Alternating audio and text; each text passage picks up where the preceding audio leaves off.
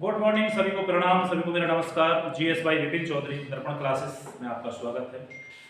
अब से पहले हमने पहली वीडियो में आपको इंडियन ज्योग्राफी के अंदर हमने आपको खनिज के बारे में पढ़ाया था। खनिज से पहले फिर हमने बहुत सारी चीजें आपको अध्ययन वगैरह पढ़ाए थे। और आज जो हम आपको चढ़ाएंगे भारत की आदिवासी जनजातियों के बारे में पढ़ाएंगे, क्योंकि हर एक पेपर में अभी मैं आपको बताना चाहूँगा यूपी आरओ का भी एग्जाम है जिसमें हमारा प्री क्वालिफाइंग हुआ है, और भी हैं, आपका भी होगा, सभी का होगा। ये सुमेलित करने के लिए जातियां आ जाती हैं। तो इन जातियों को ये है कि जितनी भी हमारे भारतवर्ष में आदिवासी जाति पाई जाती हैं, इस आदिवासी जातियों का ये देखना है कौन से राज्य में कौन सी जाति पाई जाती है। तो ये क्रोनोलॉजिकल मतलब कि ये सुमेलित करने के लिए आ जाती है। सुमेलित करने के लिए सबसे पहले जब तक हमें हर राज्य की जाति के बारे में पता नहीं होगा तब तक हम उसके बारे में कुछ नहीं कर पाएंगे। तो मेरे प्यारे बच्चों, मेरा आपसे निवेदन है, भारत की आदिवासी जातियां पढ़ेंगे। अपनी कॉपी पेन आप बिल्कुल साथ रखा करें, जब भी मेरी क्लास लिया करें। मैं आपसे निवेदन है कि सीरियल बता रहा हूं कि ज्योग्राफी जो भी सब्जेक्ट पढ़ाऊंगा, कोई टॉपिक हमेशा वही पढ़ाऊंगा जो पेपर में आने वाला है, क्योंकि मैं ऑलरेडी प्रोसेस में हूँ, ऑलरेडी पीसीएस मेंस वगैरह दे रहा हूँ और मेरा कल यारों का रिजल्ट आया है, परसों वहां का मेरा प्री क्वालिफाइंग हुआ है। तो मैं सभी से मेरा निवेदन है कि लेकर आप ज्योति है, लेकर कांस्टेबल से पीसीएस तक, यूपीएससी तक मेरी कोई भी देख सकता है। और यदि मेरी वीडियो में कोई कमी है तो मुझे कमेंट्स करें, और यदि कमेंट्स से कमी ना लगे तो मेरी वीडियो को लाइक करें, सब्सक्राइब करें। सब्सक्राइब कर चलें जब मेरा वीडियो आपको पसंद आए। मैं कोई वीडियो 20-25 मिनट से ज़्यादा की वीडियो नहीं बनाता, क्योंकि 20 से 25 मिनट के बाद बच्चा बोरिंग शुरू हो जाता है। चलो फिर आते हैं भारत की आदिवासी जातियाँ। भारत की आदिवासी जातियाँ कुछ ऐसी आदिवासी होती हैं कि जो पर्वतीय क्षेत्र में रहती हैं, इन्हें जनजातियां कहते हैं, आदिवासी जनजाति एसटी कहते हैं। इनकी मेरिट बहुत डाउन लगती है ना। तो एससी से नीचे एसटी आता है, जनरल, ओबीसी, एससी और एसटी। इन विभागों में हमारे यहाँ की जनजातीय जातियों को वर्गीकृत किया गया है। बाकी तो सारी जाति है, एससी तक सब जाति है, 3 कैटेगरी है, ये जनजाति होती है। तो जनजाति के बारे में हम बताऊंगा, जैसे एमपी है ना, एमपी है, वेस्ट बंगाल है, महाराष्ट्र है, ये 3-4 स्टेट कुछ ऐसे स्टेट हैं जो बहुत सेंसिटिव क्षेत्र हैं। आदिवासी लोग अपनी मांग करने के लिए कुछ ना कुछ कंट्रोवर्सी करते रहते हैं। कहीं चुनाव हुआ, जैसे छत्तीसगढ़ रायगढ़ में चुनाव हुआ था, एमपी में भी है, वहां जाकर भूत को उड़ा दिया, मतलब उपद्रव करना, मतलब सरकार से अपनी मांग करने की, सरकार को अपने आगे विवश करना।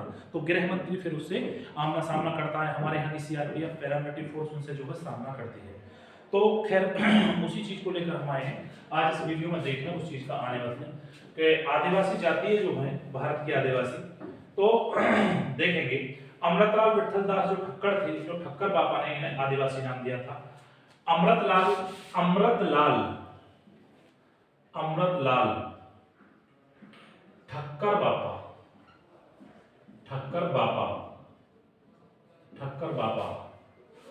अमृतलाल ठक्कर बाबा ने आदिवासी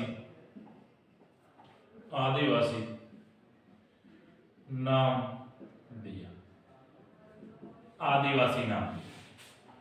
आदिवासी नाम दिया।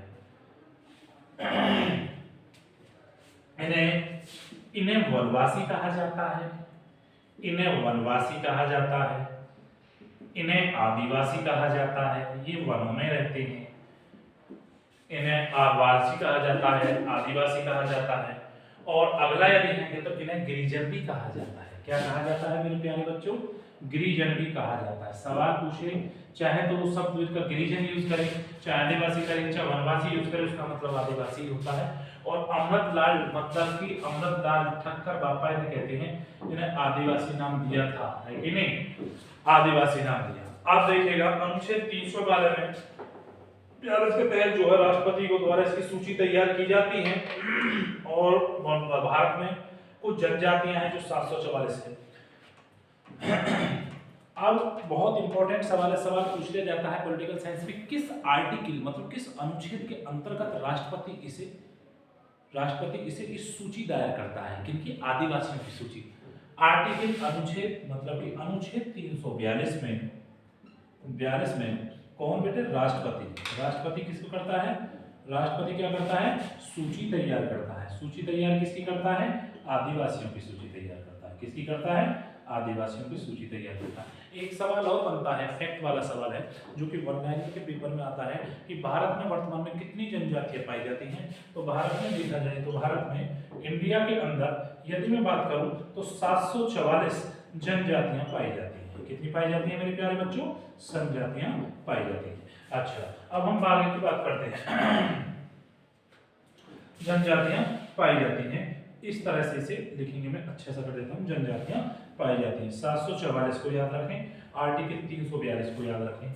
दूसरी बात, एक चीज और है जो बहुत है, इस सर्वाधिक दृष्टि आदिवासी जनसंख्या की दृष्टि सर्वाधिक कहाँ कहाँ पाया जाता है। जनसंख्या की दृष्टि से देखा जाए तो नंबर 1 ये एमपी में पाया जाता है, नंबर 2 ये महाराष्ट्र में पाया जाता है, उड़ीसा में, महाराष्ट्र में, हाँ महाराष्ट्र, और महाराष्ट्र के बाद अगला जो राज्य आता है ये तीसरा, ये उड़ीसा में पाया जाता है। उड़ीसा, एमपी, एमपी से एक और राज्य कटा है छत्तीसगढ़, छत्तीसगढ़ की राजधानी रायगढ़, छत्तीसगढ़ में भी ये बहुरूप में पाया जाता है जिसे हम छत्तीसगढ़ कहते हैं, एमपी, इसे महाराष्ट्र और उड़ीसा, है ना, उड़ीसा। तो ये प्रमुख राज्य हैं जहां आदिवासी जनजातियां पाई जाती हैं। इन तीनों में ये जनजाति कौन पाए जाते हैं, आदिवासी। तो मेरे प्यारे बच्चों ध्यान रखेंगे, जब भी आपसे सवाल पूछेगा सर्वाधिक एमपी में, एमपी के बाद महाराष्ट्र में, महाराष्ट्र के बाद उड़ीसा में। प्रतिशत की वृद्धि देखेंगे तो ये पूर्वोत्तर में प्रतिशत की दृष्टि से, जनसंख्या की दृष्टि से तो ये है आदिवासी, किससे, जनसंख्या दृष्टि से, किससे बेटे, जनसंख्या दृष्टि से तो पाए जाते हैं यूं है। और क्योंकि ये बड़े राज्य हैं, बड़े राज्यों में जनसंख्या की ज्यादा पाई जाती है। अभी तो हम बात करें प्रतिशत के आधार पर, प्रतिशत में यदि पाए जाए, प्रतिशत में पूर्वोत्तर राज्य, कौन जी, पूर्वोत्तर राज्य, जो पूर्वोत्तर राज्य है, पूर्वोत्तर राज्य में, है ना, प्रतिशत में पूर्वोत्तर राज्य में, है ना, सर्वाधिक पाई जाती है। कौन सी पाई जाती है, सर्वाधिक पाई जाती है, कौन सी, सर्वाधिक पाई जाती है। अब ध्यान देंगे उस चीज पर, जैसे कि कौन सा है उसे लिखेंगे, मिजोरम, मेघालय, नागालैंड। देखो मिजोरम है ना, मिजोरम है ना, मिजोरम और मेघालय, मेघालय, मिजोरम, मेघालय, और एक है नागालैंड। नागालैंड के बाद में अगला जो आता है वो आता है अरुणाचल प्रदेश। कौन आता है, अरुणाचल प्रदेश, उनके, और अगला जो आता है वो आता है अरुणाचल प्रदेश। मिजोरम की बात करते हैं, मिजोरम में जो सर्वाधिक आया जाता है 94.5%, कितना, 94.5% पाया जाता है मिजोरम में। मेघालय की बात करें तो मेघालय में कितना, 85.9%, कितना, 85.9% ये पाया जाता है।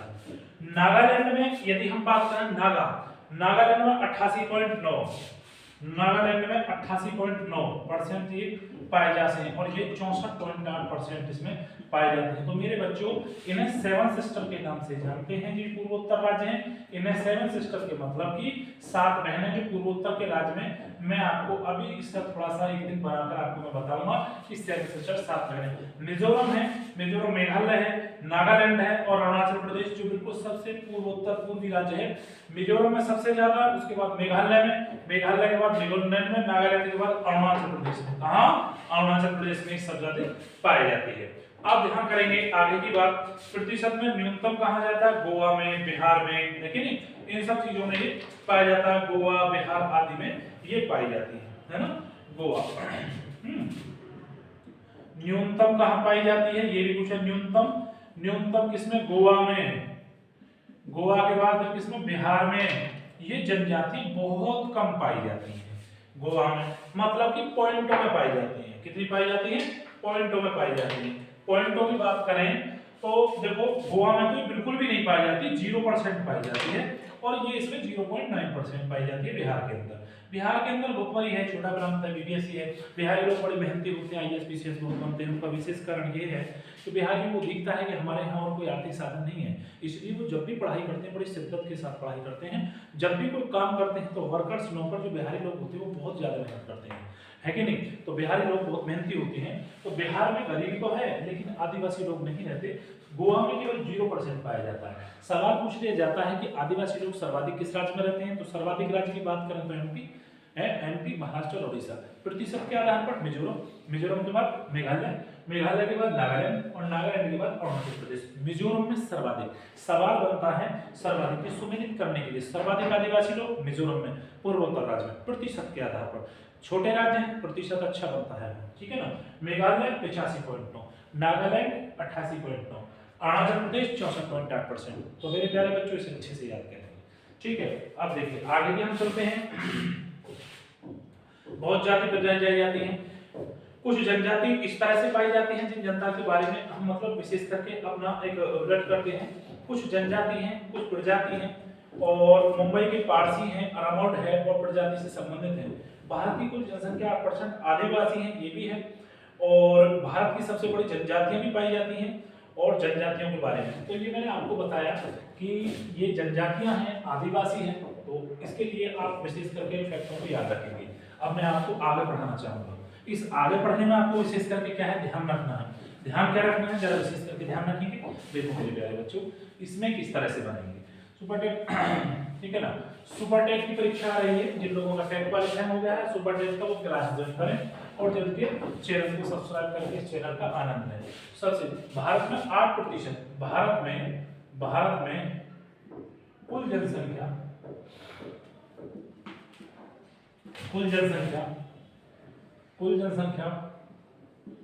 के 8% लगभग आदिवासी लोग पाए जाते हैं। आदिवासी जनजातियां पाई जाती है, तो इनमें भी पाई जाती है। तो अब आपको ये पता होगा कि जो ये जनजातियां 8% में सर्वाधिक मात्रा कौन सी है, उनके नाम क्या है। अब जनजातियां हैं, कुल जनसंख्या का 8% जनजाति पूर्वोत्तर राज्य में और कुछ प्रमुख राज्य हैं जो बड़े राज्य में, मैंने आपको बताया। अब बात आती है कि कितने आती है। भारत की सबसे बड़ी जनजाति जो भारत की सबसे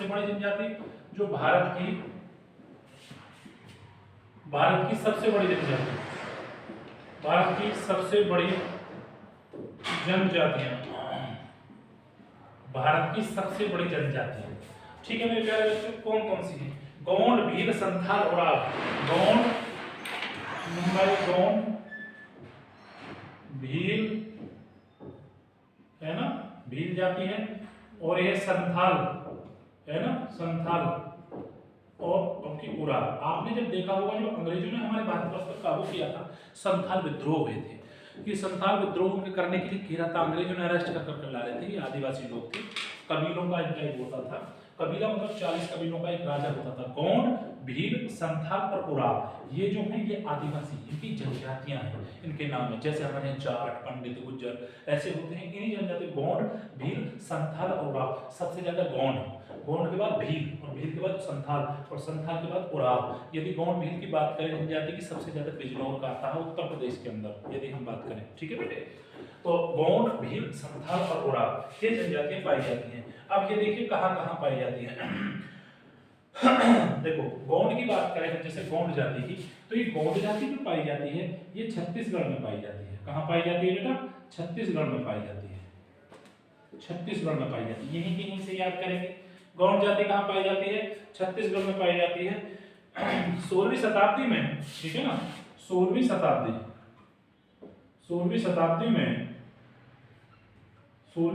में रानी दुर्गावती इससे संबंधित है।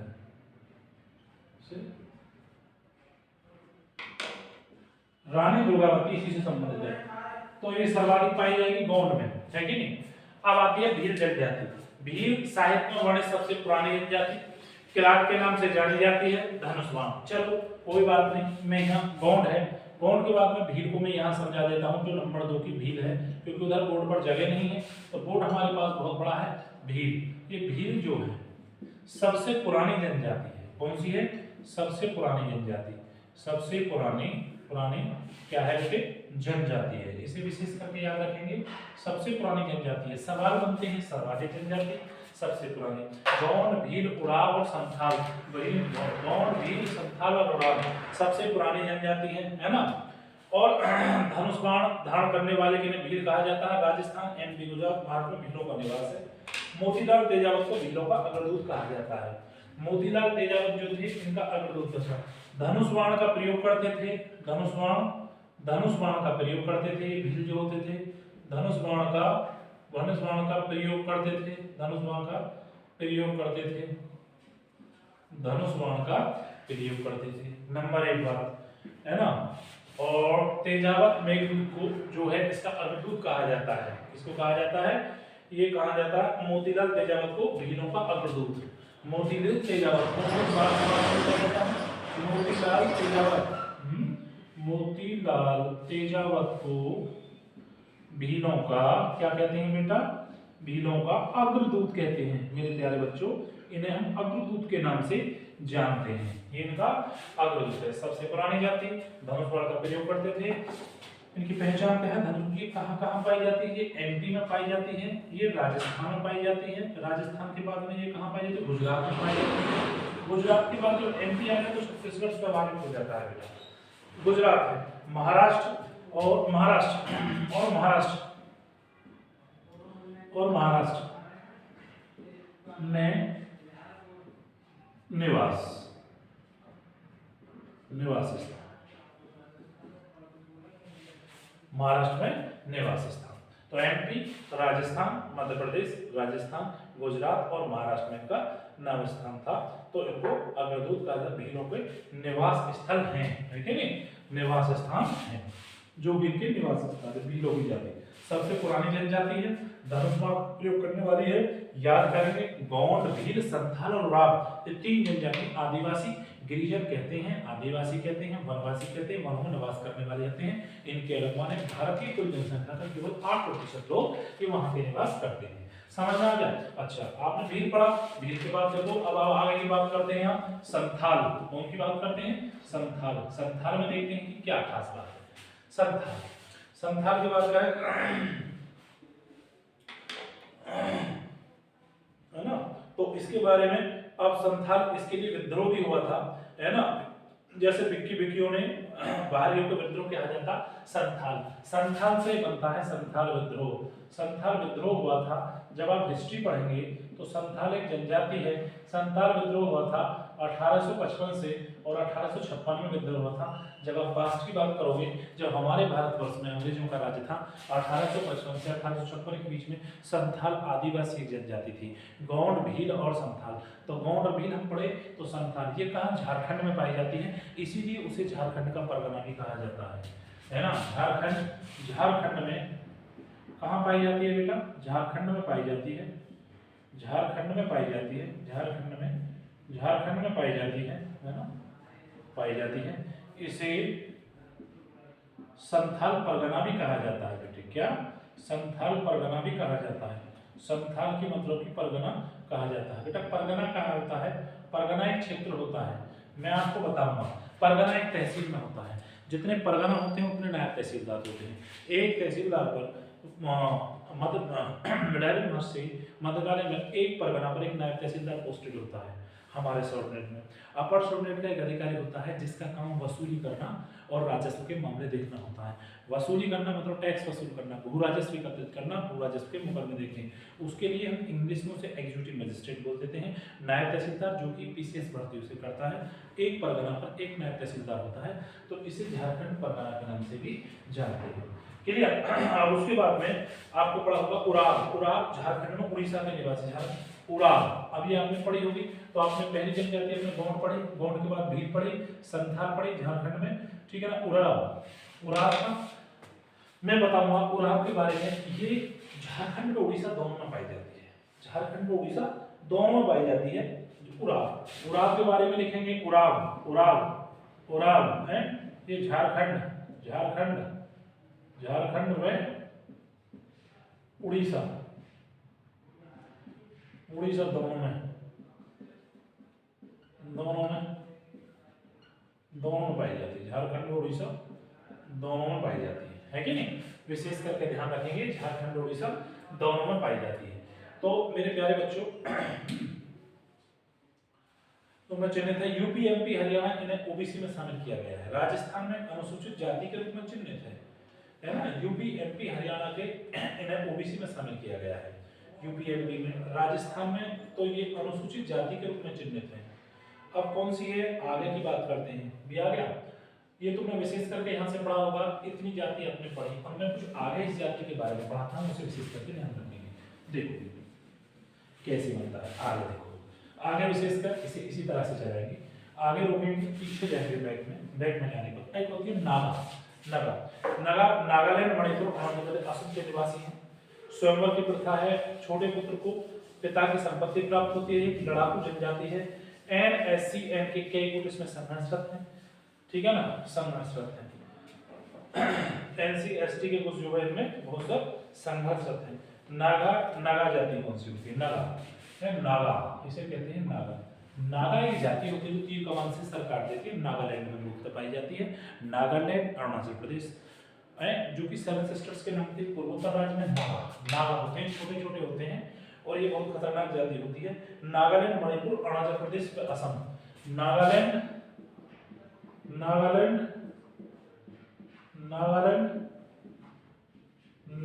मणिपुर, असम। नागालैंड, मणिपुर, असम, ठीक है ना। और कौन से में? असम। नागालैंड असम है तो अरुणाचल प्रदेश में, और अरुणाचल प्रदेश में, है ना, अरुणाचल प्रदेश में पाई जाती है। इसमें बेटे नागालैंड, मणिपुर, असम में, अरुणाचल में, अरुणाचल प्रदेश में ये क्या पाई जाती है? नागा जाति। क्लियर? नागा जाति इसमें पाई जाती है। इसकी विशेषता की बात क्या है?